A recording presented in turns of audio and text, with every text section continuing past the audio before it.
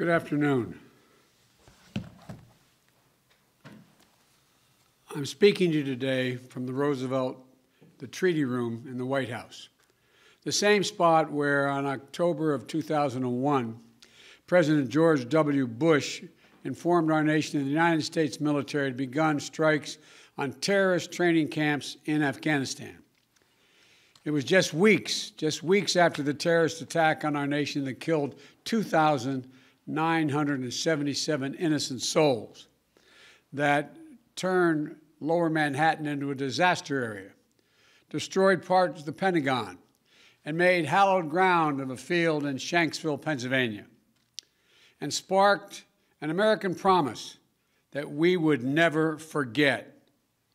We went to Afghanistan in 2001 to root out al-Qaeda, to prevent future terrorist attacks against the United States planned from Afghanistan.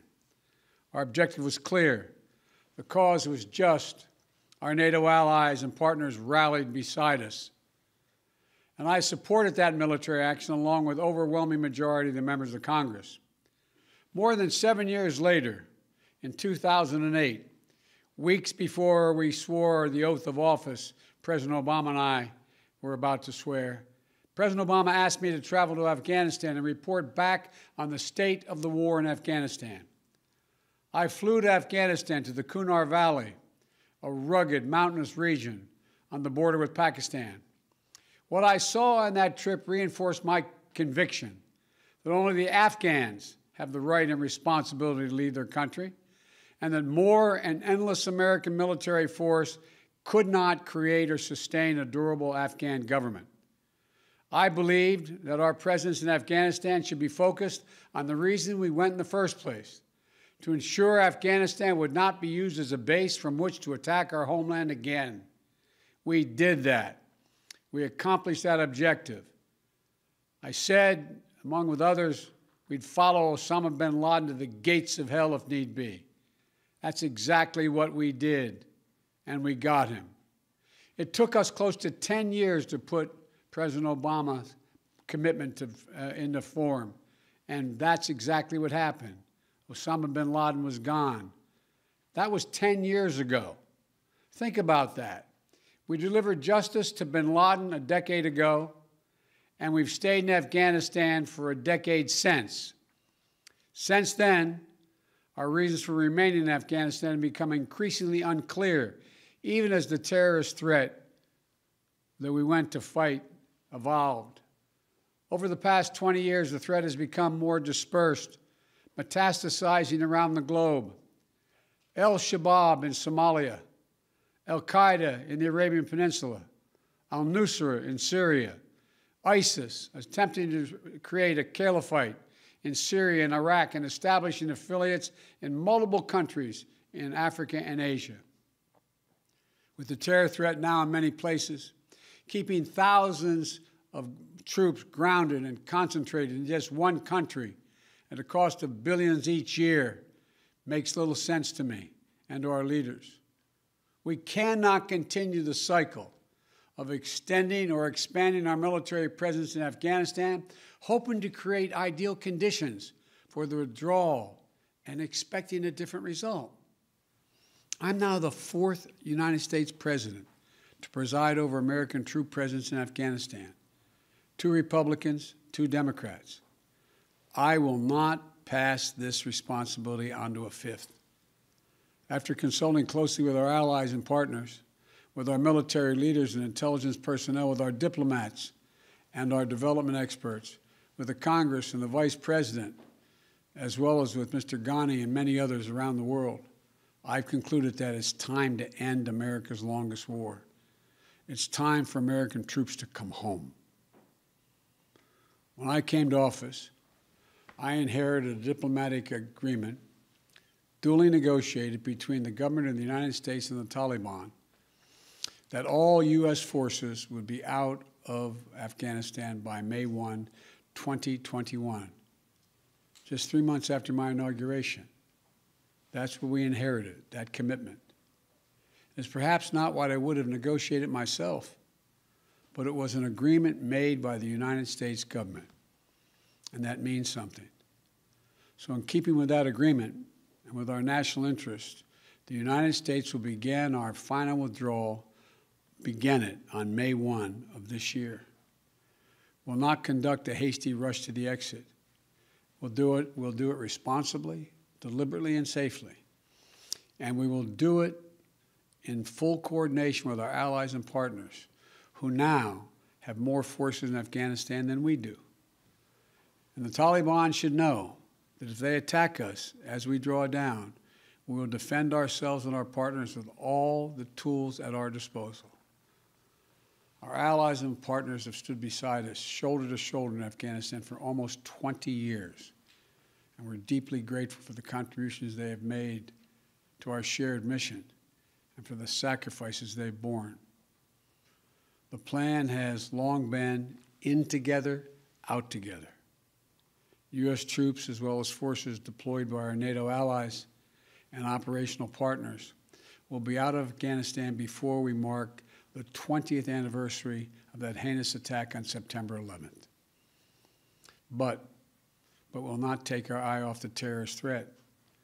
We'll reorganize our counterterrorism capabilities and the substantial assets in the region to prevent reemergence of terrorists and the threat to our homeland from over the horizon. We'll hold the Taliban accountable for its commitment not to allow any terrorist to threaten the United States or its allies from Afghan soil. The Afghan government has made that commitment to us as well, and will focus our full attention on the threat we face today. In my direction, my team is refining our national strategy to monitor and disrupt significant terrorist threats, not only in Afghanistan, but anywhere they may arise, and they're in Africa, Europe, the Middle East, and elsewhere. I spoke yesterday with President Bush to inform him of my decision. While he and I have had many disagreements over policy throughout the years, we're absolutely united in our respect and support for the valor, courage, and integrity of the women and men of the United States Armed Forces who served. I'm immensely grateful for the bravery and backbone that they have shown through nearly 2 decades of combat deployments. We as a nation are forever indebted to them and to their families. You all know that less than 1% of Americans serve in our armed forces. The remaining 99% of them, we owe them. We owe them. They've never backed down from a single mission that we've asked of them. I've witnessed their bravery firsthand during my visits to Afghanistan. They've never wavered in their resolve. They've paid a tremendous price on our behalf.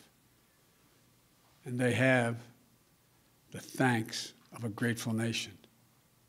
While we'll not stay involved in Afghanistan militarily, our diplomatic and humanitarian work will continue. We'll continue to support the government of Afghanistan. We will keep providing assistance to the Afghan national defenses and security forces. And along with our partners, we have trained and equipped a standing force of over 300,000 Afghan personnel today and hundreds of thousands over the past 2 decades. And they'll continue to fight valiantly on behalf of the Afghans at great cost. They'll support peace talks, as we will support peace talks between the government of Afghanistan and the Taliban facilitated by the United Nations. And will continue to support the rights of Afghan women and girls by maintaining significant humanitarian and development assistance. And we'll ask other countries in the region to do more to support Afghanistan, especially Pakistan, as well as Russia, China, India, and Turkey. They all have a significant stake in the stable future for Afghanistan. And over the next few months, we'll also determine what a continued U.S. diplomatic presence in Afghanistan will look like, including how we'll ensure the security of our diplomats. Now look, I know there are many who will loudly insist that diplomacy cannot succeed without a robust U.S. military presence to stand as leverage. We gave that argument a decade. It's never proved effective. Not when we had 98,000 troops in Afghanistan, and not when we were down to a few thousand. Our diplomacy does not hinge on having boots in harm's way, U.S. boots on the ground. We have to change that thinking. American troops shouldn't be used as a bargaining chip between warring parties in other countries. You know, that's nothing more than a recipe for keeping American troops in Afghanistan indefinitely. I also know there are many who will argue that we should stay fighting in Afghanistan because withdrawal would damage America's credibility and weaken America's influence in the world. I believe the exact opposite is true. We went to Afghanistan because of a horrific attack that happened 20 years ago. That cannot explain why we should remain there in 2021.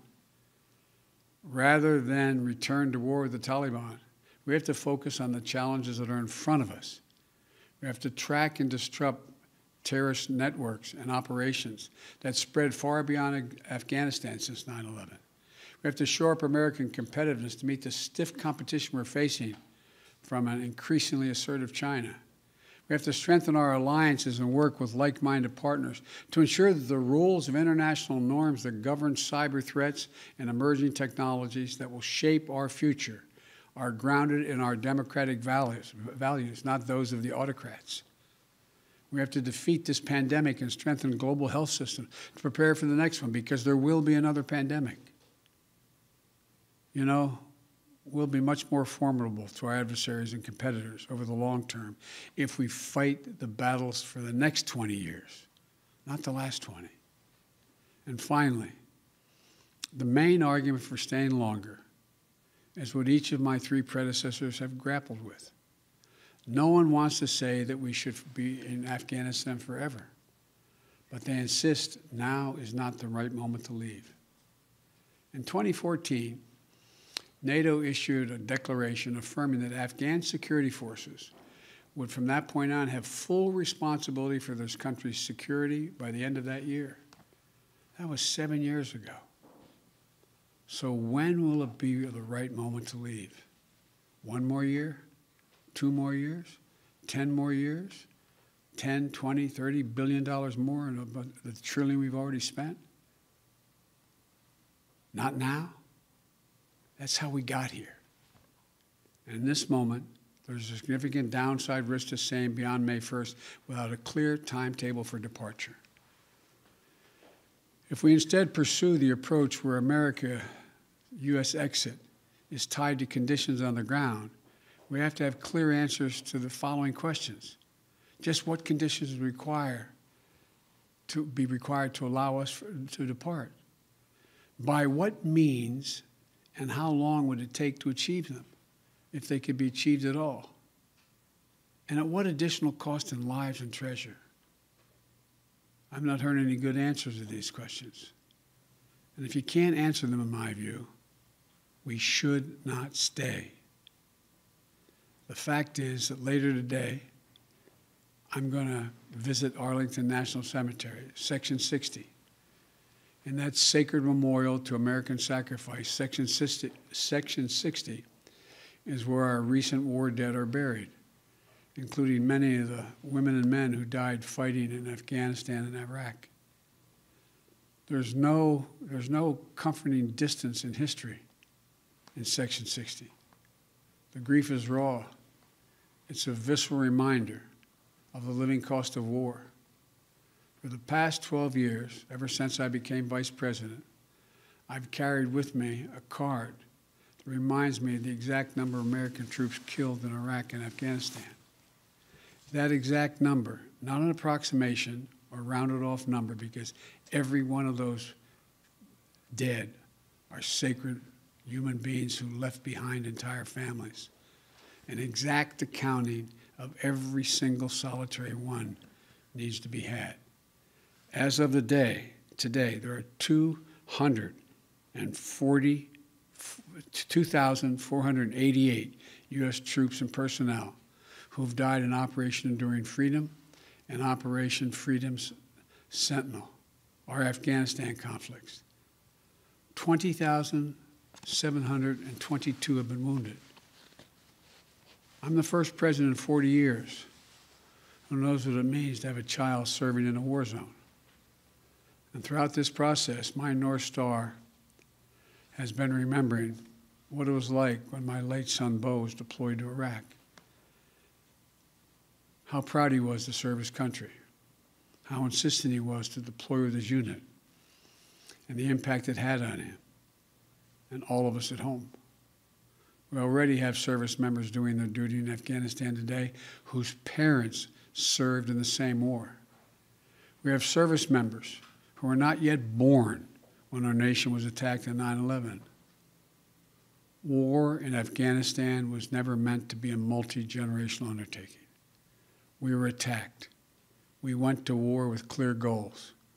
We achieved those objectives. Bin Laden is dead, and al-Qaeda is degraded in Iraq, in Afghanistan. And it's time to end the forever war. Thank you all for listening. May God protect our troops. May God bless all those families who lost someone in this endeavor.